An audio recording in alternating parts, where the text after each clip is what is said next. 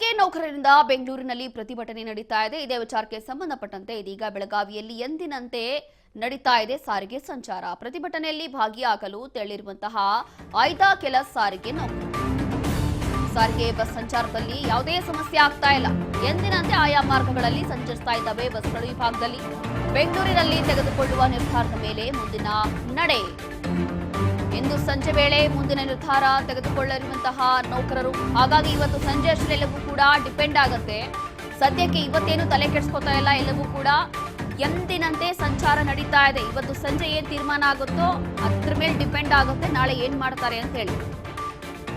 ಸಾರಿಗೆ ನೌಕರರಿಂದ ಬೆಂಗಳೂರಿನಲ್ಲಿ ದೊಡ್ಡ ಮಟ್ಟದಲ್ಲಿ ಪ್ರತಿಭಟನೆ ನಡೀತಾ ಇದೆ. ಇದೇ ವಿಚಾರವಾಗಿ ಬೆಳಗಾವಿಯಲ್ಲಿ ಎಂದಿನಂತೆ ಕೆಎಸ್ಆರ್ಟಿಸಿ ಬಸ್ಗಳು ಆರಾಮಾಗಿ ಓಡಾಡ್ಕೊಂಡಿದ್ದಾವೆ. ಯಾವುದೇ ವ್ಯತ್ಯಾಸ ಇಲ್ಲ, ಯಾವುದೇ ವ್ಯತ್ಯಯ ಇಲ್ಲ. ಆದರೆ ಇವತ್ತು ಒಂದಿನಕ್ಕೆ ಮಾತ್ರ ಇದು, ಕೇವಲ ಇವತ್ತು ಸಂಜೆ ಅಷ್ಟರಲ್ಲಿ ಮಾತ್ರ.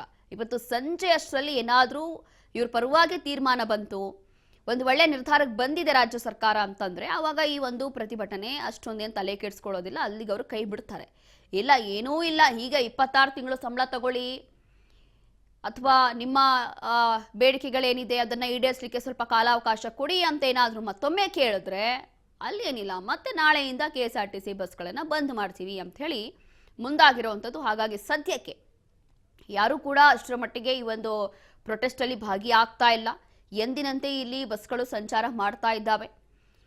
ಬೆಂಗಳೂರಿನಲ್ಲಿ ಇವತ್ತು ಸಂಜೆ ಏನು ಸಭೆ ಇದೆಯಲ್ಲ, ಆ ಸಭೆಯಲ್ಲಿ ಮುಂದಿನ ತೀರ್ಮಾನ ಏನು ತಗೋತಾರೋ ಅದಾದ ನಂತರ ನಾಳೆಯಿಂದ ಬಸ್ಗಳು ಇಳಿಯುತ್ತಾ ಇಲ್ವಾ ಅಂತ ಹೇಳಿ ಡಿಪೆಂಡ್ ಆಗುತ್ತೆ. ಹಾಗಾಗಿ ಇವತ್ತು ಸಂಜೆ ತೆಗೆದುಕೊಳ್ಳುವಂತಹ ತೀರ್ಮಾನ ಎಲ್ಲವೂ ಕೂಡ ಇದೀಗ ನಿರ್ಧಾರ ಮಾಡುತ್ತೆ ನಾಳೆ ಏನೆಲ್ಲ ಆಗ್ಬೋದು ಅಂತ ಹೇಳಿ. ಇನ್ನು ಸಾರಿಗೆ ನೌಕರರು ಹಲವು ಬೇಡಿಕೆಗಳನ್ನು ಇಟ್ಕೊಂಡಿದ್ದಾರೆ.